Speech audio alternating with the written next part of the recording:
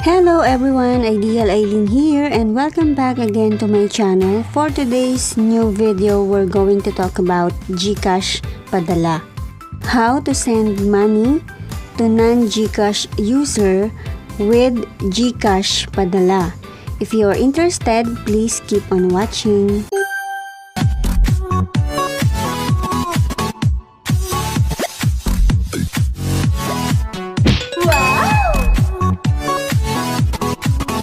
Ano nga ba ang GCash Padala?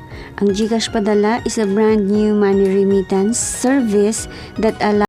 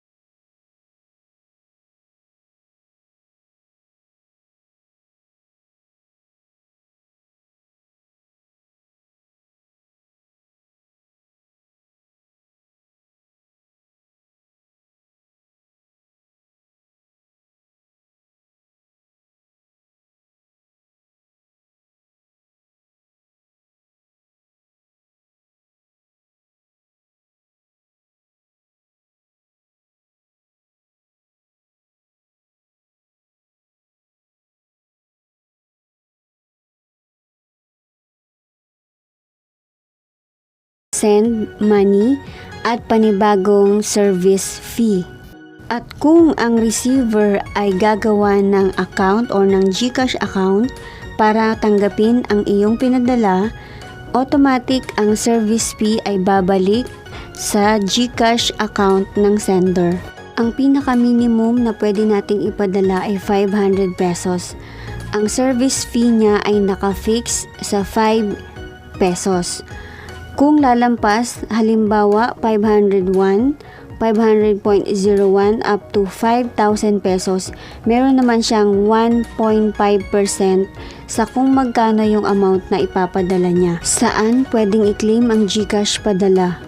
Ayon sa GCash, meron silang 17,000 partner outlets nationwide.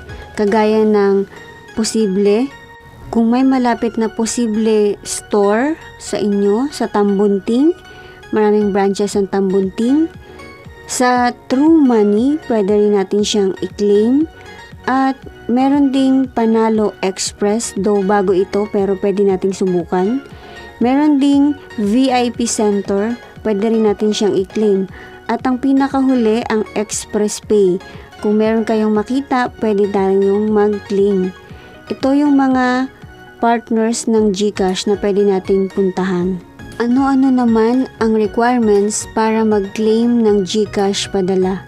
Mayroong dalawang paraan para i-claim ang GCash Padala. Unang-una, pwede tayong mag-download at mag-sign up sa GCash para yung pinadala sa atin ay direct nang ma-add sa ating GCash wallet. Hahanap lang tayo ng mga kapartners nila or mga outlets na pwede nating puntahan malapit sa lugar natin. Dahil bago pa lang ito, expect na natin na maghahanap talaga tayo ng mga kapartners or outlet na kung saan pwede tayong mag-claim ng ating GCash Padala. Bago ka pumunta sa mga outlet or kapartners ng GCash, siguraduhin mong meron kang dalang valid government ID. Pakita ko ang mga government ID like UMID, driver's license, PhilHealth ID, SSS ID, passport, voter's ID, pag-ibig ID, postal ID, PRC ID, student ID, national ID, or ang Alien Certificate of Registration.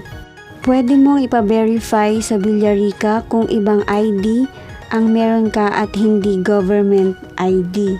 Pag okay na ang iyong one valid ID, huwag mo rin kalimutang dalhin ang iyong cellphone na may text ng GCash para sa confirmation.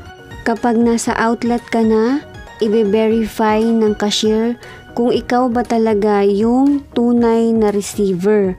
Kaya naman hihingi nila sa iyo ang mga information katulad ng pangalan mo, pangalan ng sender, yung amount kung magkano ang i-claim mo, yung reference number na tinext sa iyo ng GCash, at yung valid ID mo.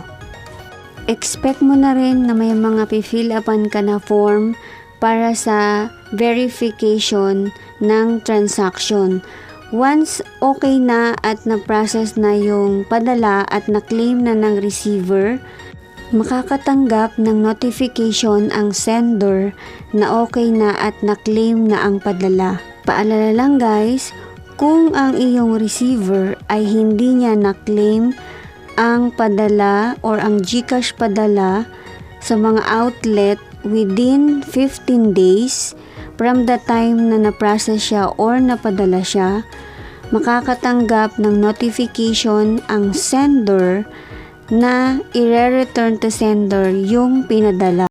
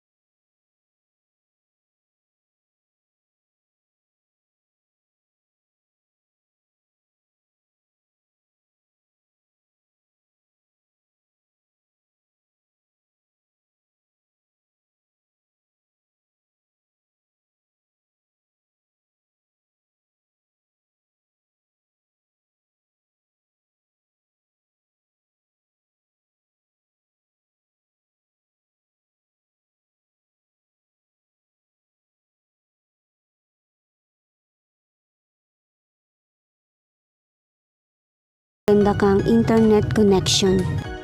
At kung sigurado na tayo sa lahat ng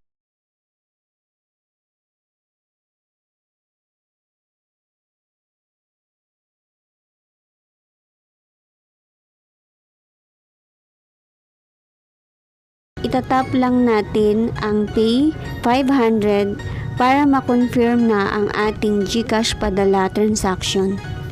Once na-confirm na natin at natap na natin ang pay, lalabas ang in-app receipt na kung saan dito natin makikita ang reference number, ang breakdown ng ating service fee or ating binayaran, at ang receipt.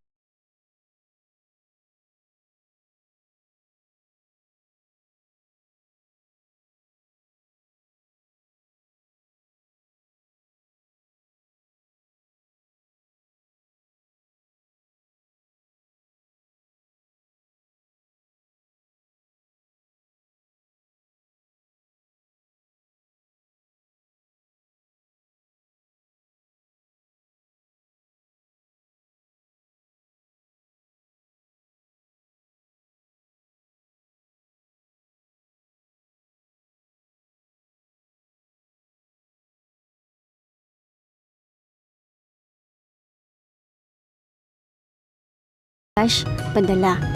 Thank you for watching. please like and share this video, and don't forget to subscribe to my channel and click mo na rin yung notification bell para lagi kang updated sa mga susunod ko pang videos.